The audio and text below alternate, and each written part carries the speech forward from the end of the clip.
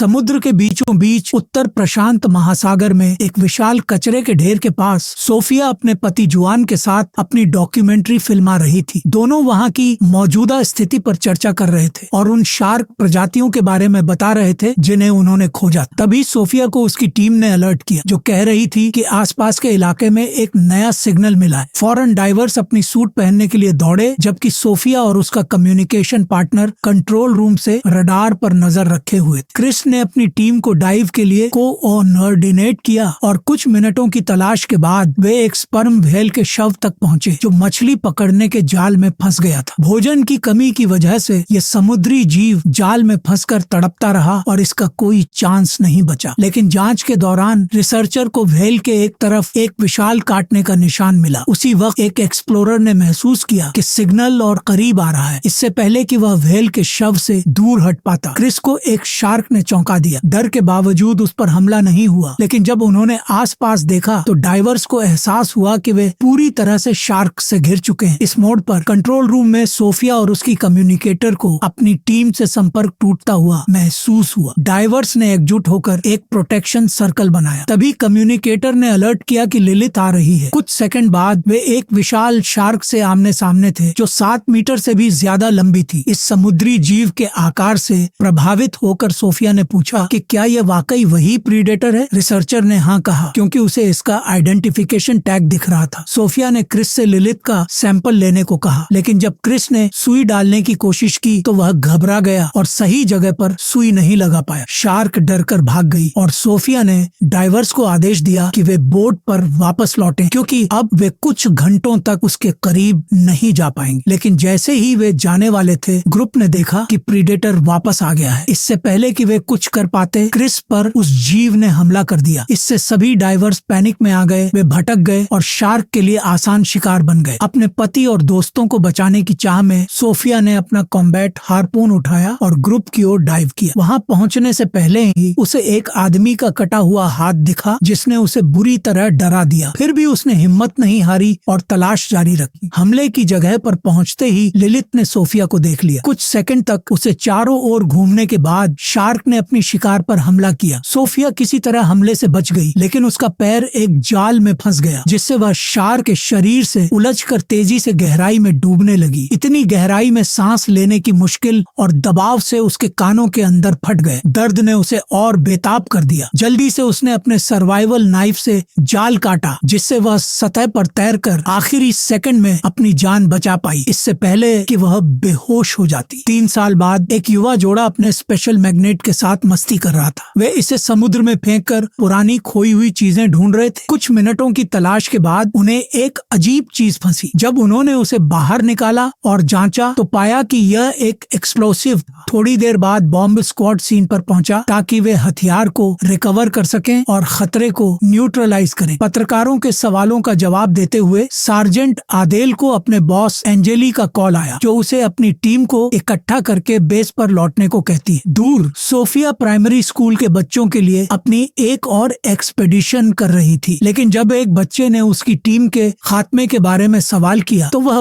बहुत हिल गई। स्टूडेंट्स के मजाक से शर्मिंदगी महसूस करते हुए वह वहाँ से जाने लगी। तभी मीका ने उसे रोका जो खुद को उसका बड़ा फैन बताती है। फिर भी सोफिया ने कहा कि वह अभी बात नहीं कर सकती। उसे मनाने के लिए मीका ने खुलासा किया कि उसके पास टैग 7 के बारे में इंफॉर्मेशन है जिसमें सोफिया पहले शामिल थी। फिर वह युवती उसे अपने ओशन प्रोटेक्शन ग्रुप के सेंटर में ले गई और बताया कि उन्होंने सोफिया के काम से इंस्पायर होकर यह ऑर्गेनाइजेशन बनाया। चलते चलते मीका ने बताया कि वे समुद्री जीवों के ट्रैकर्स को ऑन ऑफ कर सकते हैं ताकि साइंटिस्ट उन्हें हंट न कर सकें। रिसर्च सेंटर पहुंचने पर मीका अपने दोस्त बेन से मिली जो उलिसेस नाम के एक स्पेन की शार्क का टैग सिग्नल काट रहा था जिसे एनजीओ प्रोटेक्ट करता है। इसके बाद हैकर ने लिलित के पिछले कुछ महीनों की मूवमेंट्स दिखाई। सोफिया को एहसास हुआ कि यह प्रीडेटर ज्यादातर महासागरों को पार कर चुकी है और अब यूरोपियन टेरिटरी में पहुंच गई है, यहाँ तक कि पेरिस में जहाँ यह सीन नदी में बस गई। कंफ्यूज्ड सोफिया ने मीका को बताया कि लिलित फ्रेश वाटर में सरवाइव नहीं कर सकती। मीका ने समझाया कि कचरे के पोल्यूशन और क्लाइमेट चेंज की वजह से समुद्री जीवों का बिहेवियर बदल गया है। इससे शार्क को नदी के खिलाफ तैरना पड़ा क्योंकि वह सिर्फ सरवाइव करने की कोशिश कर रही थी जब उसका नेचुरल हैबिटेट पूरी तरह तरह तबाह हो चुका। लिलित को रेस्क्यू करके उसके घर वापस ले जाने के लिए मीका ने बताया कि वे सीन नदी में डाइव करने की प्लानिंग कर रहे हैं, जहां वे प्रीडेटर से कम्युनिकेट करने और उसे वहां से निकालने की कोशिश करेंगे। उसने बताया कि कुछ दिन पहले नदी के ऊपर ब्रिज पर एक एक्सीडेंट हुआ था, जिसमें एक गाड़ी पानी में गिर गई, लेकिन ड्राइवर का कोई पता नहीं चला। यह सुनकर सोफिया नाराज हो गई और बोली कि यह प्लान बहुत डेंजरस है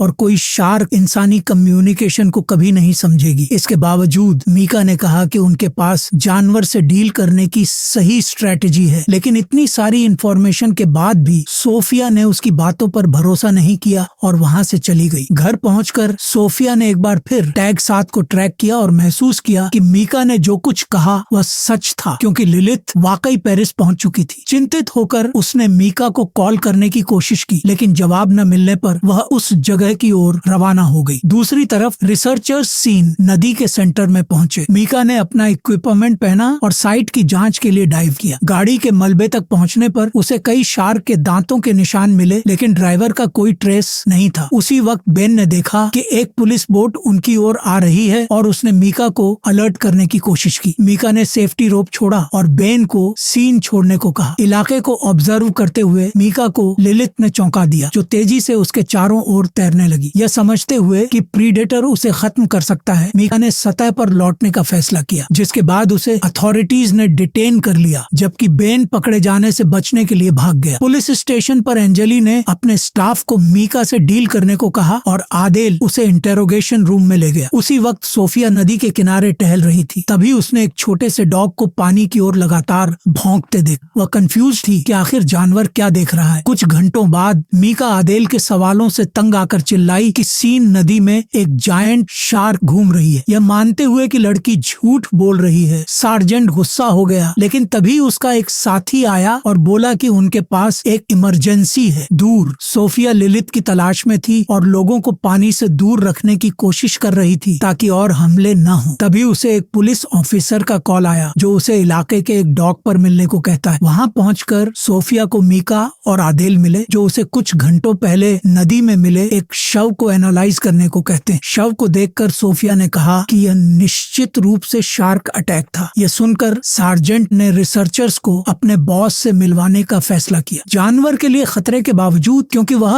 अपने हैबिटेट से बाहर था, एंजेली ने कहा कि वे केस की जांच करेंगे ताकि पक्का हो सके कि नदी में कोई प्रीडेटर है। इसलिए पुलिस का ग्रुप सोफिया के साथ उनकी डिंगी में मिला और साइट की ओर रवाना हुआ, जबकि मीका उनकी बाइक पर पीछे पीछे थी। यह महसूस करते हुए कि वे लिलित के करीब पहुंच रहे हैं, एजेंट्स ने अपने डाइविंग सूट पहने और अपने ट्रैकिंग डिवाइसेस को सिंक्रोनाइज किया। नदी की तलहटी पर पहुंचकर 3 पुलिस वाले शार्क की तलाश करने लगे। सर्च के दौरान उन्हें एक विशाल मछली मिली, जिसका आधा शरीर खा लिया गया था। जानवर को लोकेट करने की कोशिश में ग्रुप ने सीवर के एंट्रेंस को रोशन किया, यह सोचे बिना कि प्रीडेटर ठीक उनके पीछे है। यह देखकर कि लिलित खतरे में है, मीका ने बेन को शार्क का टैग डीएक्टिवेट करने को कहा। बेन ने अनमने ढंग से ट्रैकर को ऑन सब कर दिया। अब सभी डिवाइसेस का सिग्नल कट गया था और सार्जेंट ने अपनी टीम को बोट पर वापस बुलाने का फैसला किया। गुस्से में आदेल ने सोफिया से पूछा कि आखिर क्या हुआ, और सोफिया ने कहा कि उसे नहीं पता कि ट्रैकर कैसे कंप्रोमाइज हुआ। पुलिस के बर्ताव से तंग आकर सोफिया ने वहां से जाने का फैसला किया और मीका को उसके किए पर डांटा। दबाव में मीका ने कहा कि उन्हें वहां जाना ही नहीं चाहिए था, क्योंकि वे बेवजह लिलित को खत्म कर सकते थे। इसके बाद मीका ने सोफिया पर इल्जाम लगाया कि जो कुछ भी हो रहा है उसके लिए वह जिम्मेदार है, जिससे सोफिया टूट गई और वहां से चली गई। पुलिस स्टेशन पर आदेल ने अपने बॉस से ट्रायथलॉन चैंपियनशिप को पोस्टपोन करने को कहा, लेकिन एंजेली ने मना कर दिया, ये कहते हुए कि इवेंट पहले से बहुत फेमस है और इसे कैंसिल नहीं किया जा सकता। लिलित को खत्म होने से रोकने के लिए मीका ने इंटरनेट पर एक टेस्टिमोनियल पब्लिश किया, ताकि वह हजारों लोगों को शार्क को बचाने और हंटिंग रोकने के लिए मना सके। दूसरी ओर एंजेली और आदेल सोफिया को पेरिस के मेयर के पास ले गए और सीन नदी की मौजूदा स्थिति के बारे में चेतावनी दी, ये कहते हुए कि ट्रायथलॉन चैंपियनशिप को तुरंत कैंसिल करना चाहिए। तमाम चेतावनियों के बावजूद मेयर ने कहा कि शहर को इवेंट के लिए पहले से करीब 2 बिलियन का बजट मिल चुका है और इसलिए वह शार्क को कंपटीशन खराब नहीं करने देगी। मेयर ने पुलिस को उसके ऑर्डर्स मानने और प्रीडेटर से छुटकारा पाने का रास्ता ढूंढने को कहा। ग्रुप ने फिर लिलिथ को कैप्चर करने की प्लानिंग शुरू की, लेकिन इससे पहले कि वे इसे अमल में ला पाते, बेन ने चौंका दिया, जो कह रहा था कि मीका प्रीडेटर को रेस्क्यू करने की प्लानिंग कर रही है इससे पहले कि वे कुछ करें। उसने बताया कि शार्क शहर के कैटाकॉम्ब से ट्रेवल कर रही है, जो उसे पेरिस के अंडरग्राउंड में फ्रीली मूव करने दे रहे हैं। लोगों के लिए खतरे को देखते हुए आदेल ने अपनी ग्रुप को इकट्ठा करने का फैसला किया और जानवर का टैग रिएक्टिवेट करने के बाद वे टनल्स की ओर रवाना हुए। अंडरग्राउंड पैसेज के सेंटर में मीका अपने प्रोजेक्ट के सभी पार्टिसिपेंट्स के साथ थी। अपने सोनार को तैयार करने के बाद वह लिलिथ को अट्रैक्ट करने के लिए डिवाइस के साथ डाइव कर गई। पुलिस टीम ने फौरन सभी युवाओं को पानी से बाहर निकालने की कोशिश शुरू की, लेकिन इससे पहले कि वे मीका को रेस्क्यू कर पाते, बेन ने देखा कि शार्क आ चुकी है। सबके देखते हुए सोफिया ने लिलिथ के पास एक और फिन नजर आया और महसूस किया कि उसके पास पहले से एक बेबी है। घबराहट में सबने मीका को तुरंत पानी से बाहर निकलने को कहा, लेकिन उसने मना कर दिया और बेबी शार्क को सहलाने लगी। उसी पल लिलिथ ने मीका के चारों ओर तेजी से तैरना शुरू किया, जिससे सभी और डर गए। सोफिया की चेतावनी सुनकर कि प्रीडेटर अपने शिकार पर हमला करने वाला है, आदेल ने एक्ट करने का फैसला किया और उसकी ओर डाइव किया। फिर भी मीका ने सार्जेंट को उसे पानी से बाहर निकालने नहीं दिया। तभी लिलिथ ने पानी से छलांग लगाई और मीका को अपने मुंह में पकड़ लिया। इससे सभी पूरी तरह निराश हो गए। शार्क अटैक की वजह से कई युवा पानी में गिर गए, क्योंकि पूरा फ्लोर गीला हो चुका था। आदेल फौरन ड्राई लैंड पर लौटा और पुलिस ने डर से भाग रही भीड़ को कोऑर्डिनेट करना शुरू किया, जबकि लिलिथ मीका के शरीर को अपने बेबी के साथ खा रही थी। पैनिक की वजह से बेन भी पानी में धकेल दिया गया और बाकी युवाओं की भीड़ में वह और दूर चला गया, जिससे ऑक्सीजन की कमी से उसका दम घुट गया। उसी वक्त स्क्वाड का एक पुलिस वाला ल्यूपोल्ड भी शार्क्स की ओर धकेल दिया गया, लेकिन उसने हिम्मत नहीं हारी और अपनी फ्लैश लाइट से युवाओं को कोऑर्डिनेट करता रहा। जल्द ही सबने एग्जिट टनल की ओर तैरना शुरू किया और जनरल कैओस ने लिलिथ को अपने आसपास के कई लोगों को पकड़ने दिया। किनारों पर पुलिस वाले सर्वाइवर्स को पानी से बाहर निकाल रहे थे, लेकिन कई लोगों के पैर पहले ही शार्क्स ने पूरी तरह निगल लिए थे। युवाओं को लीड करते हुए ल्यूपोल्ड को लिलिथ ने पकड़ लिया, जिससे सभी एजेंट्स गुस्से में आ गए और उन्होंने मॉन्स्टर पर शूटिंग शुरू कर दी। एग्जिट टनल के छोटे स्पेस की वजह से लोगों का पैनिक ने स्थिति को और खराब कर दिया और कई लोग दूसरों से टकराकर कुचल गए। जैसे ही ल्यूपोल्ड अपनी टीम में वापस आने वाला था, लिलिथ ने उसे पकड़कर बिल्डिंग की तलहटी में ले गई, जिसे देखकर सभी शॉक्ड रह गए। कुछ घंटों बाद सोफिया हॉस्पिटल पहुंची, जहां अटैक के अनगिनत विक्टिम्स कॉरिडोर में चीख रहे थे, जबकि पैरामेडिक्स स्थिति को कंट्रोल करने की कोशिश कर रहे थे। सभी पेशेंट्स को स्टेबलाइज करने के बाद पुलिस वाले अंडरग्राउंड कैनाल्स के सेंटर में सोफिया से मिले और पाया कि शॉट्स की वजह से बेबी शार्क खत्म हो चुका। लैब में एनालिसिस के बाद सोफिया ने प्रीडेटर के शरीर में कई इनोवेटिव फीचर्स नोटिस किए, जो एक एक्सेलरेटेड ऑर्गेनिज्म की तरह लग रहे थे। पूरी तरह अनजान जेनेटिक कंडीशंस को देखकर उसने कहा कि लिलिथ एक नई शार्क स्पीशीज की शुरुआत हो सकती है, जो पूरे महासागर पर राज कर सकती है। ये महसूस करते हुए कि उन्हें समुद्री जानवर को जल्द से जल्द खत्म करना होगा, ग्रुप मेयर के पास गया, जिसने उन्हें कैनाल्स पर हुए अटैक्स के लिए डांटा। अपने साथियों का बचाव करते हुए एंजेली ने कहा कि उन्होंने उसे लिलिथ के रिस्क्स के बारे में चेतावनी दी थी। यह सुनकर मेयर और गुस्सा हो गई। उसने याद दिलाया कि ग्रुप को मीका की एक्टिविटीज के बारे में नहीं बताया गया था और इसलिए उन्हें नहीं पता था कि इतने लोग कैनाल्स पर इकट्ठा होने वाले हैं। गुस्से में सोफिया ने मेयर का सामना किया, जिसने और नाराज होकर उन्हें बाहर निकलने का ऑर्डर दिया, यह कहते हुए कि अब से आर्मी इस स्थिति को हैंडल करेगी। इसके बावजूद आदेल ने फैसला किया कि वह ट्रायथलॉन के दौरान हजारों लोगों को शार्क्स के हमले नहीं होने देगा। साथ मिलकर उन्होंने कैटाकॉम्ब्स को ब्लो अप करने की प्लानिंग की, जिसमें 2 मिलिट्री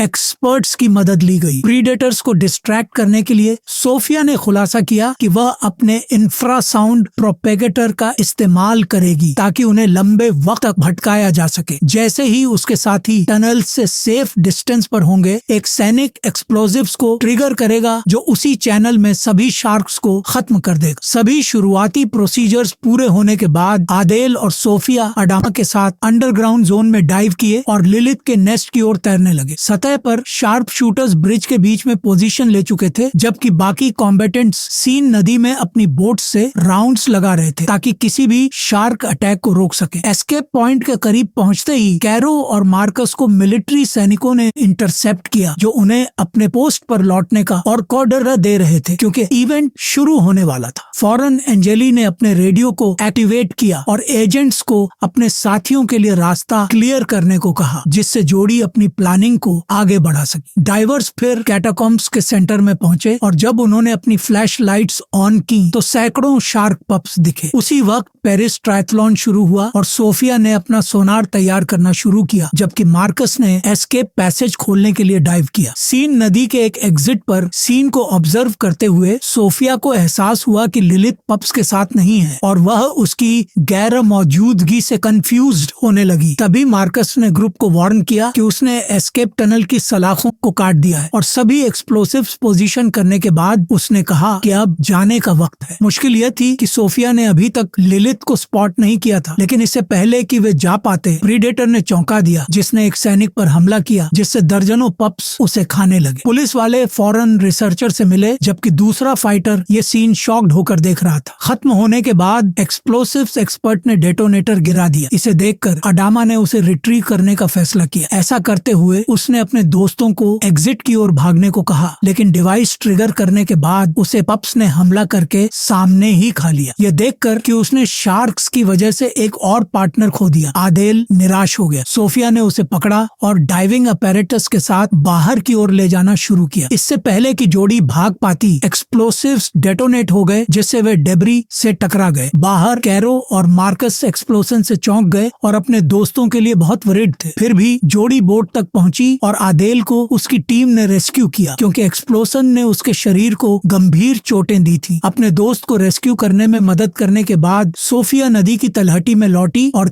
आई टाकॉम्ब्स के एग्जिट पर मलबा दे। अचानक उसे लिलिथ ने चौंका दिया, जो एक्सप्लोजन से बचने वाला इकलौता जानवर था। जैसे ही प्रीडेटर दूर गया, सोफिया ने अपने दोस्तों को अलर्ट करने के लिए चिल्लाने की कोशिश की, लेकिन तभी शार्क ने डिंगी के नीचे से एक ताकतवर छलांग लगाई, जिससे पुलिस वाले हवा में उछल गए और सब पानी में गिर गए। इसके बाद कैरो और मार्कस को लिलिथ ने चौंका दिया, जो एक एक करके उन्हें एक ही बाइट में खत्म कर देती है। बेताब होकर आदेल और सोफिया उलटी डिंगी की ओर तैरने लगे। जब उन्हें नजर आया कि प्रीडेटर ट्रायथलॉन स्विमर्स की ओर जा रहा है, तो उन्होंने उसका पीछा करने का फैसला किया ताकि पॉपुलेशन को वार्न कर सकें। बाउंड्री नेट्स को पार करने के बाद लिलिथ ने कॉम्पिटिटर्स को खाना शुरू किया, जिससे मॉन्स्टर को बिना नोटिस के फीड करने का मौका मिला। इतने सारे स्विमर्स पर हमले होने की वजह से आसपास के लोग नोटिस करने लगे और इससे हर कोई पैनिक में आ गया। तभी लिलिथ ने कॉम्पिटिटर्स के बीच एक बड़ी छलांग लगाई और एक और शिकार को निगल लिया। शार्क अटैक को देखते हुए लोग स्विमर्स को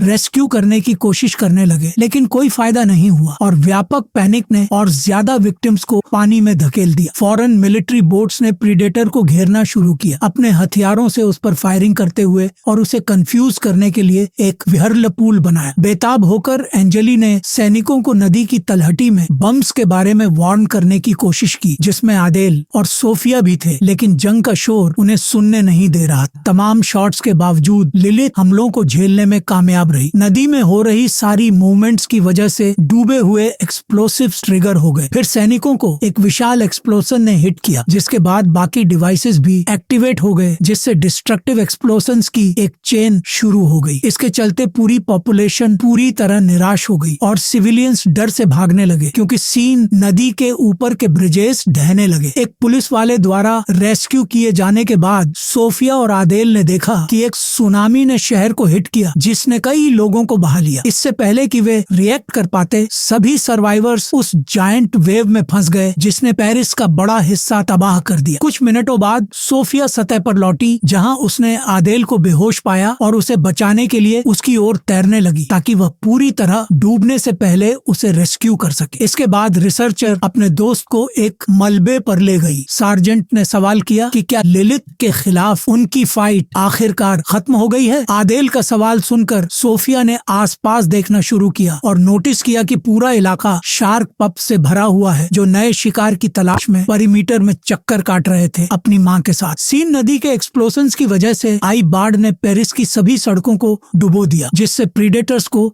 अपने नेस्ट से निकलकर अर्बन सेंटर की ओर जाने का मौका मिला। इसके चलते शहर शार्क्स के कब्जे में आ गया, जो expressways, underground, Subway station stations और सीवेज चैनल्स में तैरने लगे। अब से पेरिस लिलिथ का नया घर बन गया है, जो अपने सभी ऑम्फा स्प्रिंग्स के साथ एक नए तरह के प्रीडेटर के रूप में राज करेगी। तो आपको ये मूवी कैसी लगी नीचे कमेंट्स में बताएं, और अगर आपको ये वीडियो पसंद आया तो लाइक और सब्सक्राइब करें ताकि और मूवी रिकैप्स देख सकें।